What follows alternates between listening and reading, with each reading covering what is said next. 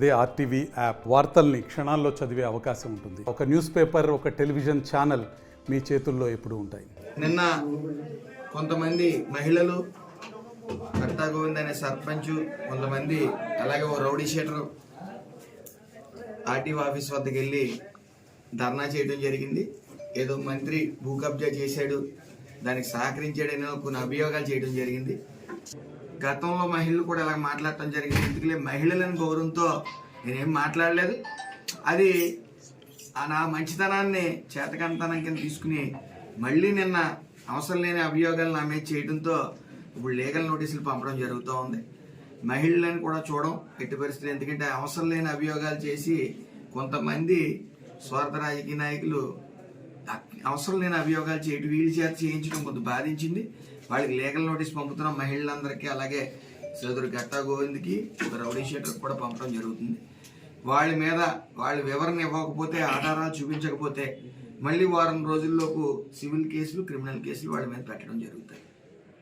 ఇందులో నా ప్రమేయం 1% ఉందని తెలిసినా నేను దేనికైనా సిద్ధం. దొంగల శ్రీధర్ అని మీ అనుచరుడు అంటున్నారు ప్రధానంగా, మరి అతను అడగాల. ఇప్పుడు నేను పాస్బుక్లు ఇప్పించలే, కూడా తిరిగి వాళ్ళు వాళ్ళ సైట్లో వాళ్ళ డిస్ప్యూట్లు అయ్యి ఉంటాయి, అతన్ని పేరు ప్రస్తావించాలి తప్ప. ఇప్పుడు నేను అదే అంటున్నాను, పాస్బుక్లు ఇచ్చారు ఇవి అంటున్నారు. పాస్బుక్లు ఇప్పిస్తే ఏ అధికారి ఇచ్చేస్తాడు పాస్బుక్లు? అక్కడ హక్కు లేకుండా ఏ అధికారి ఇస్తాడు? ఇస్తే పై అధికారి ఎందుకు ఊరుకుంటాడు? పై అధికారి కంప్లైంట్ పెట్టమండి. కలెక్టర్ గారు ఉన్నారు, ఆర్డీఓ గారు ఉన్నారు, పై కంప్లైంట్ పెట్టచ్చు. ప్రతిసారి మేము శ్రీధర్ మీ అనుచరుడేనా లేదా అలా చెప్పి తిరుగుతున్నారా? కార్యకర్త మీకు ప్రధాన అనుచరుడు. ఇలాంటి కార్యకర్తలు చాలా మంది ఉన్నారు. వాళ్ళ వ్యక్తిగతం, అది వాళ్ళ వ్యక్తిగతాన్ని నా మీద రుద్దితే ఎలా?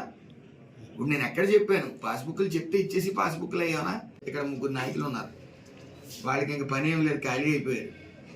ఖాళీ అయిపోయి ఆల్రెడీ వాళ్ళ అవినీతి భోగోతాలు కూడా అన్నీ నేను బయట పెట్టాను.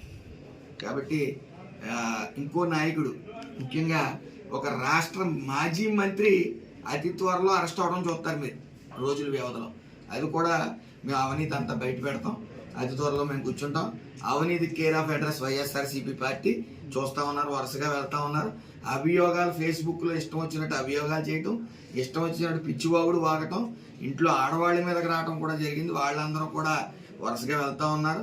అలాగే ఆధారాలు లేని అభియోగాలు చేస్తే ఎంత తీవ్రంగా ఉంటుంది అనేది త్వరలో మీరు చూడబోతారు. కోనసీమకి చెందిన మంత్రి అండి, ఇతర జిల్లాలో కోనసీమకి చెందిన మంత్రి అవినీతి కేసులో ఖచ్చితంగా అతని అబ్బాయి కూడా అతి త్వరలో లోపలికి వెళ్ళిపోతా ఉన్నారు.